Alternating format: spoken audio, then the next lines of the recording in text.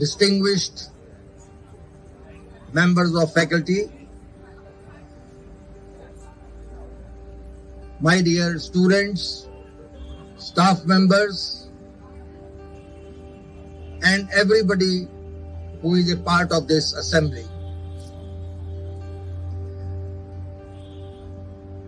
Each of us must feel proud of this day. This day did not come without sacrifices.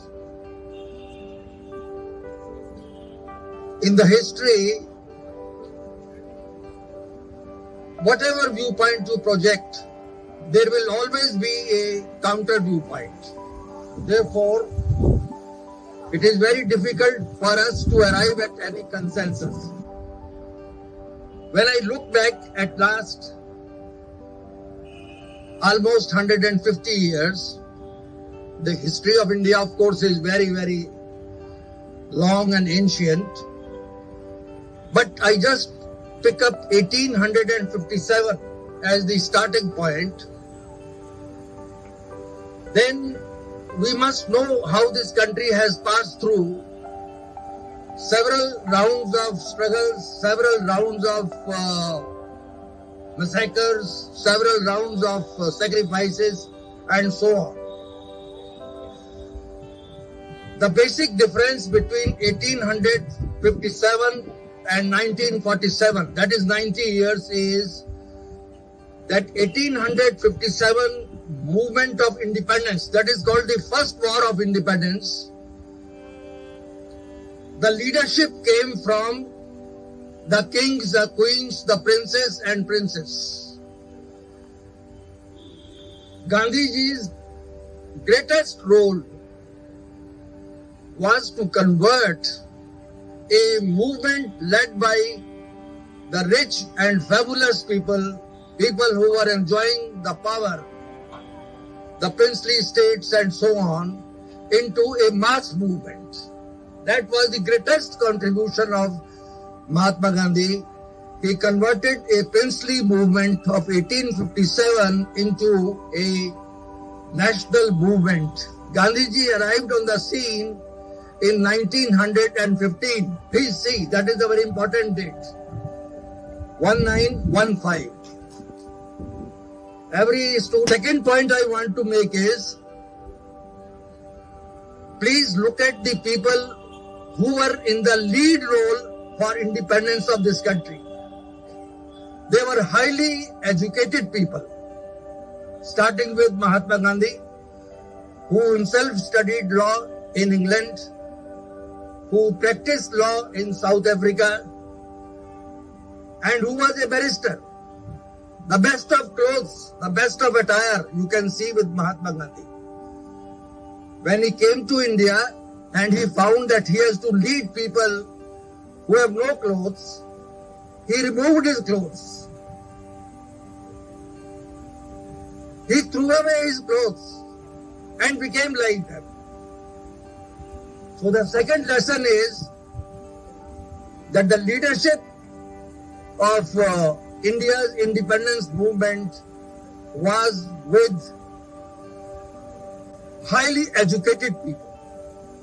Whether it was Mahatma Gandhi, or it was Pandit Nehru, or it was Sardar Patel, or it was Gopal Krishna Gokhale, or it was Bal Gangadhar Tilak. It was with intelligent people. People who were successful in their own ways, people who did not look at politics as a full-time job. They were doing something else. Somebody was a medicine doctor, somebody was a lawyer, somebody was a teacher, somebody was an agricultural farmist, and so on and so forth. Third thing that comes to my mind is that the political class at that time was not looking for any immediate gain. Actually, they were to make sacrifices.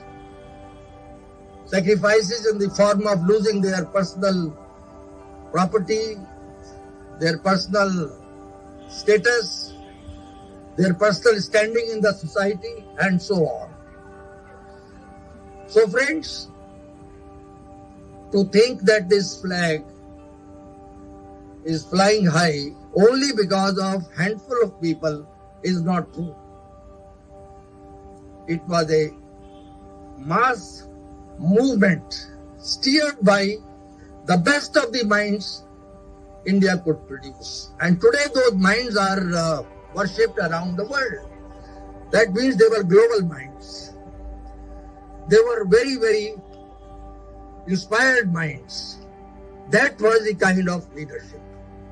You are students of a business school. If you want to listen to the debates on the Indian television and other forums, social media, etc., the whole world is available to you.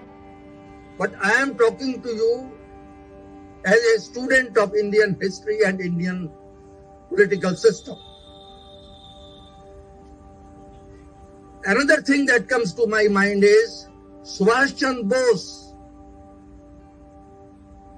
appeared in Indian Civil Service examination in 1920 and stood fourth in the country. In 1921, he was to appear for the final examination. There a question was asked, what is the foreign policy of British Empire? And he wrote, divide and rule. That is all. Divide people and rule over people. This is Subhash Chandra Bose, 1921. He succeeded. He did not join the Indian Civil Service. He instead opted for freedom movement, and you know the ultimate destiny he arrived or touched. His death remains a mystery till today, despite dozens of commissions and committees which have gone into it. That is the kind of sacrifices. Last point I want to tell you is, there's so much to tell actually, that this process of becoming a free nation did not come all of a sudden. It was an evolutionary process. Starting with, there are other benchmarks, but the most important benchmark being the 1919 Regulating Act, under which most of the parties today who are enjoying power enjoyed power even at that time by getting elected for certain positions at the level of municipalities, at the level of what is called corporations, and at some state legislative assemblies. They enjoyed power. They started enjoying power from 1919. It is not from 1947. In 1935, although we teach the students that the Constitution of India was introduced on 26 January 1950. यही पढ़ते हैं ना किताबों में. But the matter of fact is that the 90% of India's constitution as it exists today was designed by the British in 1935 Regulating Act. Reserve Bank of India was set up in 1935.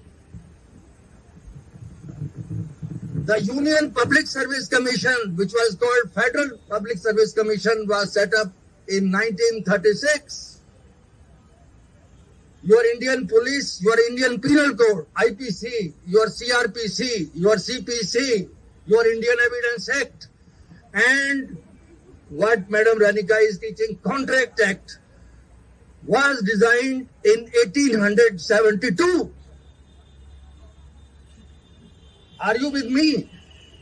The basic structure of our great country started evolving right after 1857, when Britishers removed East India Company and took command over India in their own hands.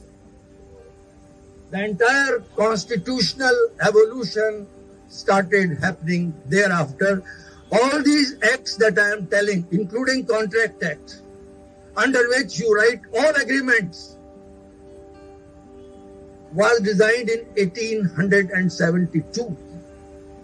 So friends, you should know not only what is told to you on Indian, what is called television channels, etc., etc. You should have an in-depth understanding of how this day has arrived. Last point I want to mention is we must do everything to protect our freedom, to protect our sovereignty, because it is not easy to regain. Once lost, another 500 years will be gone, unless some great man comes and again mobilizes you, pulls you into a force. Therefore, each of us is responsible for ensuring sovereignty, integrity, and togetherness, social togetherness of this country. I wish you once again a very happy Independence Day and hope that in years to come we will become more and more prosperous, more and more confident, more and more stable politically, socially, and in terms of our comprehensive understanding. Thank you very much.